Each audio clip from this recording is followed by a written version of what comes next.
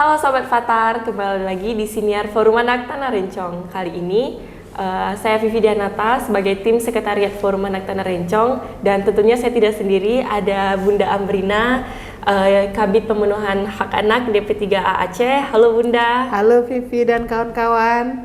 Boleh Bunda memperkenalkan diri? Iya, Bunda namanya Amrina Habibi, biasa dipanggil oleh anak-anak Bunda Am. Alhamdulillah hari ini masih dipercayakan sebagai Kabid Pemenuhan Hak Anak pada Dinas Pemberdayaan Perempuan dan Perlindungan Anak Provinsi Aceh, sekaligus menjadi pendampingnya Forum Anak Tanah Rencong. Oke Bunda, menurut Bunda sendiri apa sih itu bullying, Bun? Bully itu adalah sebuah perilaku agresif, artinya perilaku yang berlebihan ya, yang dilakukan oleh seseorang ataupun sekelompok orang yang relasinya lebih tinggi, lebih kuat, lebih tua biasanya ya, lebih kaya, kepada orang lain yang dia anggap lemah. Ada tujuan dari bully, tujuannya adalah untuk menyakiti, dan itu dilakukan berulang-ulang. Jadi dia sistematis, nggak sekali dua kali. Berarti bully itu dia sistemnya menindas orang yang lemah ya Bunda ya? Iya, ada teori relasi kuasa di sini ya. Biasanya bully itu bisa mempengaruhi siapa aja, Bun? Banyak pihak yang bisa terdampak karena bully itu dilakukan ya. Yang pertama tentu kepada anak yang menjadi korban bully ya. Yang kedua tentu akan mempengaruhi lingkungan dari si anak ya, tempat dia berada. Kemudian dampaknya juga bisa kepada orang tua, apalagi ketika memang misalnya trauma yang timbul yang dirasakan oleh anak itu sudah berlebihan gitu ya, sangat tinggi, bahkan misalnya sampai pada kondisi si anak punya keinginan bunuh diri. Nah ini kan tentu hal yang sangat berbahaya, yang patut diwaspadai oleh semua orang. Kalau kemungkinan anak nggak mau sekolah juga takut ya, karena pasti ada ancaman yang mengintai, otomatis kan juga berpengaruh pada terganggunya proses pendidikan si anak. Iya Bunda. Dan yang paling maraknya sekarang bullying itu terjadi di sekolah ya Bunda ya? Kalau kita datang nih kan kita punya pengalaman nih ya Bunda dan kawan-kawan Fatar, kan sudah jalan 2 bulan ini. Setiap Senin itu datang ke sekolah-sekolah ya, menjadi pemimpin upacara, lalu kemudian kadang-kadang juga melanjutkan diskusi ringan. Nah dari semua sekolah yang kita kunjungin, kawan-kawan di sekolah itu menyatakan bahwa ya bully itu seolah-olah menjadi hal yang biasa gitu kan. Sebenarnya sih kalau candaan-candaan sederhana di antara kawan-kawan itu kan juga nggak mungkin lah hidup kita nggak ada yang bermain-main gitu kan. Cuman yang kondisi yang kita temukan itu candaannya sudah berlebihan, candaannya itu sudah membuat kawan-kawan kita itu terdolimi, kehilangan semangat belajarnya, merasa tertekan gitu ya. Dan berbagai penyakit sosial lain yang muncul, bahkan juga barang-barangnya ikut dirusak. Dan yang paling mengerikan adalah ketika misalnya kita kan itu pernah temuin, dan saat itu juga Forum Anak sempat ingin menyusun rilis kan, ketika misalnya ada kawan yang dibully lalu kawan-kawan yang lain itu menonton, mensorak-sorai gitu kan, dan lalu memvideokan lalu kemudian diviralkan. Ini kan sebenarnya bicara soal mata batin ya, mata batin, mata hati itu di mana sekarang? Kenapa kita bisa melihat dengan sangat biasa hal-hal yang seharusnya tidak biasa? Dan itu juga mungkin yang menjadi salah satu hal langgengnya tradisi bully, karena dianggap biasa gitu ya. Sejauh ini Bun, sejak Forum Anak dan Bunda ikut turun ke sekolah, bagaimana Bun kondisi penanganan kasus bullying di sekolah tersebut Bunda? Pada umumnya sekolah menyelesaikannya dengan upaya-upaya perdamaian ya. Boleh sih kalau memang eskalasi bully ini tidak berdampak buruk gitu ya. Tapi kalau bully, hinaan, celaan yang berbarengan dengan kekerasan fisik sampai terganggunya proses tumbuh kembang anak, ya kan? Penanganannya harus serius, ya, penanganannya harus serius. Oke, misalnya karena anak sesama anak, ditempuhlah mekanisme restoratif justice, ya, dengan mendorong keadilan restorasi, artinya tidak harus berhadapan dengan hukum, ya, harus dibawa ke pengadilan, ke polisi gitu, ya. Tetapi yang penting ditekankan adalah perdamaian ini harus dengan pembinaan gitu, ya. Jangan perilaku si anak tidak berubah gitu, ya. Oh, ini orang tuanya sudah ikut terlibat damai-damai gitu, dengan bahkan beberapa juga menggunakan uang sebagai kekuatan perdamaian karena ada darah diganti dengan darah gitu kan, dipersepsikan seperti itu. Berhenti di situ, itu yang kita sayangkan. Harusnya tetap ada mekanisme pembinaan untuk secara periodik meninjau, melihat perubahan perilaku, karena kalau enggak pasti akan terjadi keberulangan, dan biasanya kalau berulang itu dia levelnya sudah lebih parah. Sudah lebih parah bisa menyebabkan kawan-kawannya bisa babak belur, ya. Bahkan misalnya seperti kasus pada sebuah sekolah kan, itu bisa dia mengalami harus menjalani perawatan, rawat inap, ya.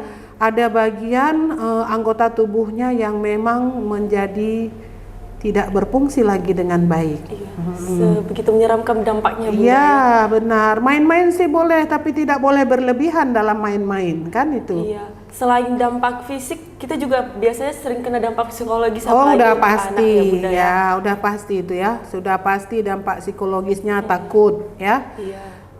Takut, tidak berani ke sekolah, mengalami kemunduran dalam proses akademik, ya. Dan timbul was-was yang berlebihan, tidurnya terganggu, ya. Tadi satu lagi, hilangnya kepercayaan diri si anak, menganggap dirinya sangat tidak berarti, ya aku daripada begini mending mati. Padahal mati bukanlah pilihan yang seharusnya, karena hanya Allah yang berhak menentukan kapan kita akan dicabut nyawa, ya kan? Bunda, ya.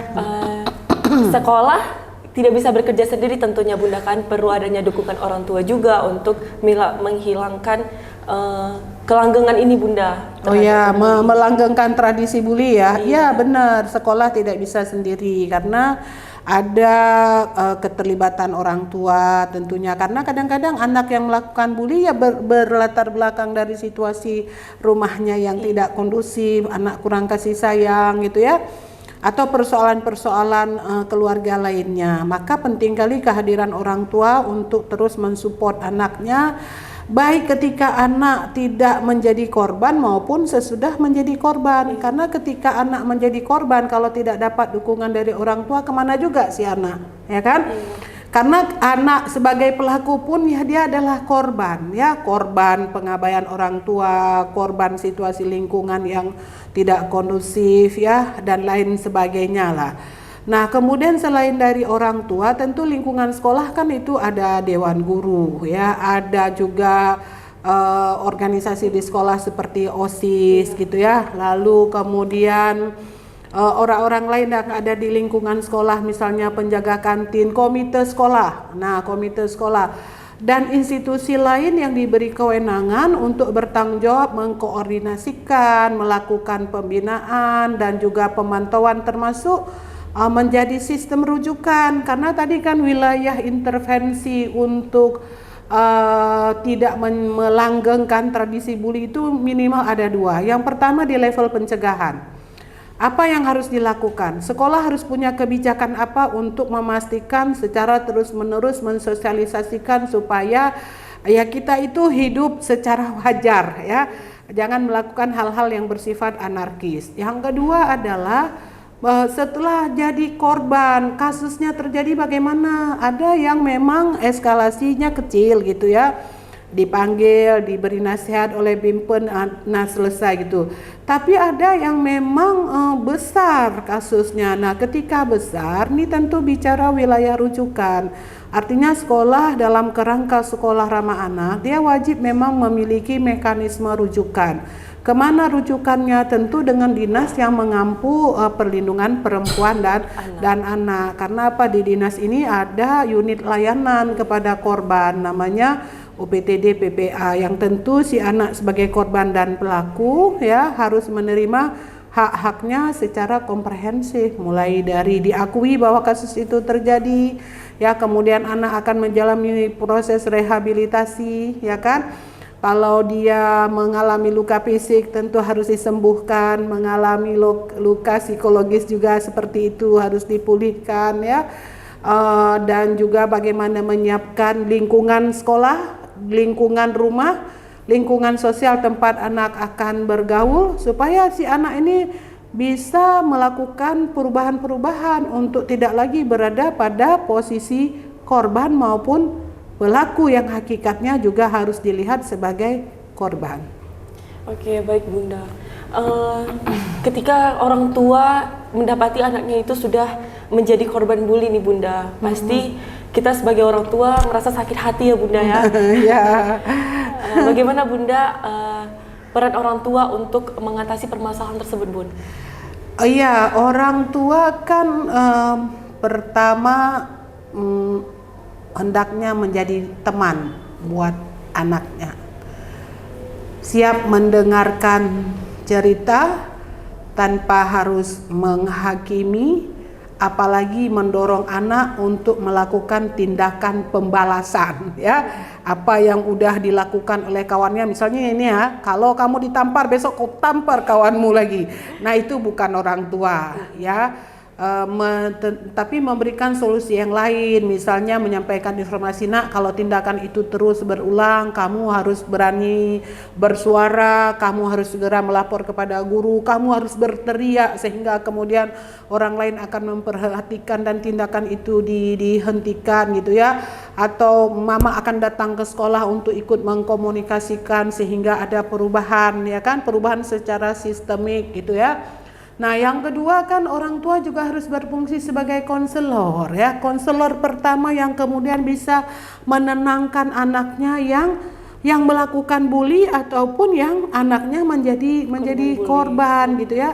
Kan usia remaja ini usia yang paling rentan untuk dipersalahkan. Kalau dipersalahkan dia tidak akan pernah lagi mengadu atau curhat kepada orang tua. Buat anak kita itu merasa nyaman ya kan, karena apa? Dengan kenyamanan anak akan menyampaikan sedalam-dalamnya hal-hal buruk yang mungkin dia lakukan ataupun hal-hal buruk yang dia alami, dan kemudian tentu orang tua dengan kematangan berpikirnya akan bisa memberikan solusi yang lebih tepat kepada anak. Nah kemudian selain sebagai konselor ya, orang tua kan bisa menjadi penghubung ya, penghubung untuk memastikan anaknya ini mendapatkan akses ya, akses di penanganan khususnya kalau memang kasusnya sudah terjadi, dan tentu orang tua harus bersifat kooperatif, dan kemudian juga mungkin dalam beberapa kasus orang tua bisa berbagi pengalamannya kepada orang tua yang lain sehingga bisa mendorong semua orang tua ikut terlibat dalam membangun sistem, karena sebaik apapun sekolah tanpa dukungan dari orang tua juga tidak akan bisa berjalan ya. Baik Bunda, berarti orang tua itu memiliki peranan penting ya Bunda ya untuk sangat ya jelas ya.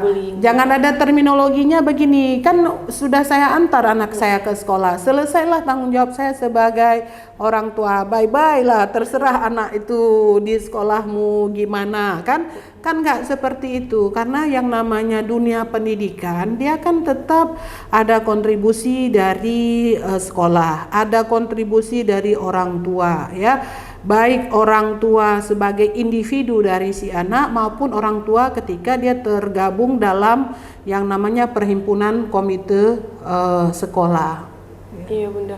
Dan juga kita orang tua nggak bisa terlepas ya Bunda, apalagi sekarang kita anak-anak udah menghabiskan waktunya di gadget ya Bundanya, dan itu udah diperkenalkan anak-anak juga sekarang nggak sedikit ya Bunda ya yang terkena cyberbullying Bunda. Mungkin Ya. Bunda bisa jelaskan dulu apa itu cyberbullying Bunda. Ya, cyberbullying itu kan artinya kita menggunakan alat-alat media sosial ya sebagai sarana untuk merendahkan, sarana untuk berbagi foto-foto, dokumen-dokumen yang tidak patut, yang kemudian oleh pihak yang lain gitu ya. Oh, ini keren nih ya. Oh, ini nih kita pakai aja nih sebagai alat untuk menjatuhkan dia. Apalagi misalnya ada kampanye pemilihan ketua OSIS gitu kan, dipakai. Nah, ini kan artinya kalau wilayah cyber kita sudah menggunakan media sosial sebagai alat untuk merendahkan, alat untuk menjatuhkan, alat untuk menghakimi dan lain sebagainya. Dan juga kita nggak bisa membatasi, apalagi sekarang pembelajarannya itu pembelajaran di sekolah juga udah menggunakan HP ya Bunda ya. Iya benar. Kan dunianya ya, Iya. dunianya ini maksudnya gini, karena HP itu ada hal yang negatif, kita ambil aja HP-nya kita hancurin. Nggak bisa seperti itu, karena memang ini dunianya dunia digitalisasi ya. HP itu menjadi sarana sebenarnya untuk mempermudah kehidupan kita, tetapi yang harus dipersiapkan oleh orang tua kepada anaknya adalah memastikan fasilitas itu digunakan secara baik, secara cepat, dalam kadar yang cukup gitu kan, dalam kadar yang memiliki kepantasan. Artinya ketahanan anak yang harus dibangun sehingga alat ini tidak menjadi celaka buat si anak ya. Celaka buat si anak kan karena memang setelah diberikan biasanya orang tua tidak membangun kesepakatan dengan anak ya, sehingga entah kemana-mana lah si anak ini. Yang namanya anak remaja tentu yang namanya HP, main game itu kan adalah sesuatu yang menyenangkan gitu kan. Tapi ketika nanti dikaitkan dengan aspek tumbuh kembang anak ya, aspek prinsip kepentingan terbaik buat anak, kalau main HP terus, main gadget terus, kapan belajarnya, kapan tidurnya, urat-urat saraf kita menjadi tegang gitu ya, kita nggak fokus lagi, mata kita rusak. Nah, gambaran-gambaran seperti itu yang kemudian harus benar-benar diterima oleh si anak dan menghindari terjadinya adiksi. Jadi selain selain teknologi informasi ini penting juga mendorong anak sebenarnya memiliki kegiatan-kegiatan yang bersifat produktif lainnya ya, yang menggerakkan seluruh anggota tubuh si anak ini sampai dia bisa mengeluarkan keringat ya, anaknya menjadi lebih sehat. Sudah capek nanti kalau malam cari bantal langsung plek dah tertidur. Jadi nggak akan mengawang-awang ke sana kemari. Artinya HP itu ya barang yang nggak bisa kita hindari, tapi kuncinya adalah pembatasan. Pembatasan ya Bundanya. Ya. Oke Bunda, mungkin sebagian dari teman-teman yang menonton Sahabat Fatar udah pernah terkena atau menjadi korban bully ya Bunda di sekolah maupun di lingkungan tempat teman-teman tinggal. Nah, ada nggak Bunda cara untuk mendukung sahabat-sahabat kita yang sudah terkena bully Bunda? Ya, pertama seperti kalian ya, kawan-kawan Fatar itu sudah melakukan praktek baik menurut Bunda. Berkunjung secara rutin ke sekolah-sekolah, karena kan kadang-kadang anak-anak ini sama orang tua nggak berani, terlalu jauh relasi usianya untuk kemudian secara belak-belakan berani mengatakan, Bunda, saya sebenarnya korban bully. Mungkin nggak berani dia, tapi dengan dikunjungin oleh kakak-kakak yang keren gitu kan dari Fatar, dia akan curhat dan buktinya itu kita dapat loh ya. Dia curhat dengan secara terbuka dan bully yang dia peroleh adalah cyberbully loh, di mana terjadi pertukaran alat reproduksi gitu. Nah, itu kan foto-foto alat reproduksi. Nah, ini kan sesuatu hal yang sebenarnya nggak kita bayangkan bahwa berani dicerita, tapi mungkin karena ada pendekatan tadi ya, teman sebaya, dia merasa nyaman baru satu kali ketemu, dan karena mungkin juga sudah ada potensi-potensi ancaman bahwa gambar-gambar itu akan disebarkan secara terbuka, ya dia akan curhat sama kakak-kakak di Fatar. Nah, itu kan satu hal ya. Yang kedua tentu melalui proses kerjasama yang sedang dipersiapkan saat ini kan Fatar itu punya gagasan untuk membuat kesepakatan ya kan dengan pengurus OSIS. Karena apa? Pengurus OSIS ini kan lembaga di sekolah yang kemudian kita harapkan juga mampu memproduksi sebuah kebijakan anti bully, atau minimal lewat pengurus OSIS bisa mendorong kepala sekolah dengan guru-gurunya untuk membuat kebijakan anti bully di sekolah. Nah, kemudian juga kawan-kawan ini bisa memastikan ketika sudah terpapar dengan baik oleh kawan-kawan Fatar, mereka bisa memperbaiki ya komitmen mereka untuk menjadi pelapor dan pelopor, ya kan? Dari diri mereka, aku enggak maulah menjadi pelaku bully. Bully itu menyesatkan, bully itu enggak keren, bully itu bukan tradisi yang perlu dipertahankan ya. Aku adalah orang yang pertama di garda terdepan untuk mengatakan aku takkan pernah bully kawanku. Nah, kan gitu ya. Dan ketika misalnya melihat kawan kita yang dibully, aku akan menjadi orang kau hentikan bully itu. Ini saya akan melapor ya kan, bisa ya. Nah, melapor itu tentu bisa kepada guru ataupun juga kepada kawan-kawan di pengurus forum anak atau kepada lembaga layanan ya yang ada di bawah dinas. Nah, kemudian kan kawan-kawan di sekolah ya, pengurus OSIS itu kan bisa menciptakan, mendukung terbangunnya suasana yang menyenangkan gitu ya. Kalau buat lomba yang semua orang bisa berpartisipasi secara aktif. Kalau jam belajar memang belajar, kalau jam bermain gitu ya. Nah, kemudian mungkin juga perlu diadvokasi kurikulum sekolah. Misalnya kadang-kadang ada penyampaian materi guru selalu memberikan contoh-contoh diskriminatif gitu ya, yang membuat orang akhirnya melanggengkan perilaku diskriminatif. Kemudian ya jangan dijadikanlah ini tradisi ya. Kok hal buruk kita jadikan tradisi kan gitu, artinya lawan bully ya kan. Terus ada satu lagi di level penanganan ya. Tadi kan yang udah sampaikan itu ranahnya di pencegahan ya. Di pencegahan juga ada hal yang penting gitu. Bully jangan dianggap sebagai hal yang remeh-temeh. Kan sering gitu kan. Alah biasa, gitu kan. Main-main aja tuh Bunda. Bener. Yang penting juga ajari kawan-kawan kita untuk menjaga dirinya ya, menjaga tubuhnya. Kalau kira-kira nih dikuntit nih, mau ke kamar mandi, tolong dong kawanin aku. Sepertinya ada potensi bahaya nih akan dikerjain kan, karena ada yang memang ditarik celananya kan. Ditarik celananya, bukan hanya celana luarnya, tapi celana dalamnya pun. Nah, bagaimana nih kan nih hal-hal yang sangat privasi ya yang dilakukan. Lalu kemudian kegiatan bersama itu harus diperbanyak. Di sekolah kan misalnya kawan-kawan juga ada hari-hari disarankan untuk membawa makanan kan. Iya benar.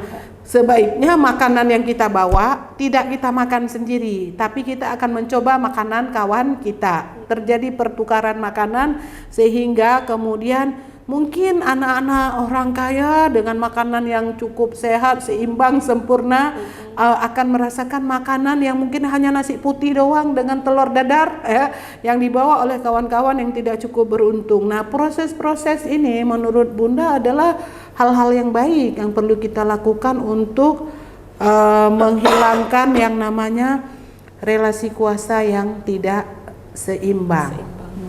Baik Bunda, untuk mengakhiri siniar kita pada hari ini Bunda mau dong dengar pesan atau nasihat dari Bunda untuk teman-teman yang terkena bully ataupun yang sedang membuli satu sama lain nih Bunda. Yang pertama, kita semua harus satu kata, bahwa bully itu bukan tradisi yang harus kita perpanjang ya. Dari sekarang kita harus menjadi orang yang tidak melakukan bully dan juga menjaga diri kita agar tidak menjadi korban bully, ya kan? Yang kedua, kita harus mendorong mekanisme penanganan bully sehingga tidak lagi dianggap sebagai hal yang remeh-temeh. Kenapa? Karena bully adalah perilaku yang melanggar hak asasi manusia dan kemudian juga kita akan bisa berdampak secara hukum karena ada hak-hak hukum dari orang lain yang kita langgar. Dan tentunya penting sekali buat kita secara terus-menerus melakukan pengawasan, monitoring ya.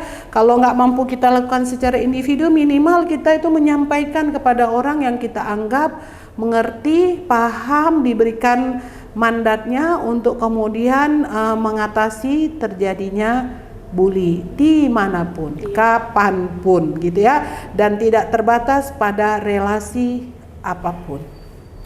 Baik teman-teman, jadi bullying itu bukan suatu tradisi yang harus kita perpanjang dan itu tidak baik ya Bunda ya, tidak baik secara hukum dan juga melanggar hak asasi manusia. Iya. Dan teman-teman jangan lupa juga follow sosial media kita, ada IG, TikTok dan YouTube. Sampai jumpa di Siniar selanjutnya.